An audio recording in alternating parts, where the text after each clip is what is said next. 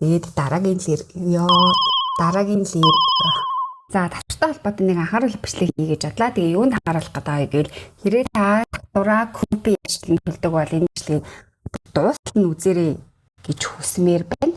Яагаад гэвэл за одоо бид нар татвараа төлөх, копи болон банкар төлөх гэсэн хоёр сонголт байдаг. За копи ашиглаж төлж байгаа тохиолдолд ийм алдаанууд заагаад байгаа байхгүй юу? Одоо жишээ нь би өчигдөр 2 нэхэмшлэх копиэр төлсөн. Тэгэхэд нэг нь яг алдаагүй. Даад нөгөө нь болохоор алдаатай татагдсан. Ихэнх жижиг газрууд болохоор хагас жилийн жилийн хэцээр манай тайлбар хийгээд өгчий гэсэн хүсэлтүүд гаргадаг байхгүй юу?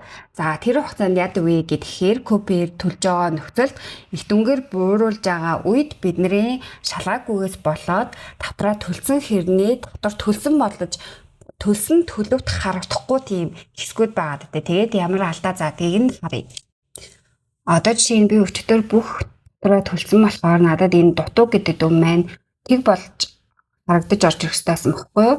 Тэгээд энэ чинь ингээд дутуу төлөвтэй байгаа. За татвар төлөлтийн хэмжлэх цэсэн дээр өчигдрийн миний төлсөнд төлөх ёстой байсан татварууд гараад ирж байгаа. За цалин хөлсийг би энэ хоёрыг хоёулангийн яг зэрэг төлсөн. За тэгэхээр өчигдөр буюу 6 сарын 28-нд ингээд төлсөн цаг минуттайгаа гараад ирж байгаа. За энэ маань ингээд төлсөн төлөвтэй болоод төлөгдсөн гэдэг дүн маань хэвлэгдсэн.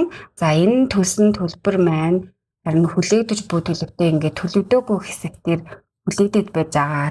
Бидэнд өөрсдөөс хамаарахгүйгээр системээс хамаарч бас ийм алдаа төтөглүүд бас гардаг. Тийм учраас та өөрийнхөө хийж байгаа ажилдаа эзэн байгаад хэр хянаж шалгаж чадж байгаа вэ гэдэг дээр илүү фокуслаарэ гэж хүсэж байна. Тэгээд дараагийн рилээрээ уулзцгаая.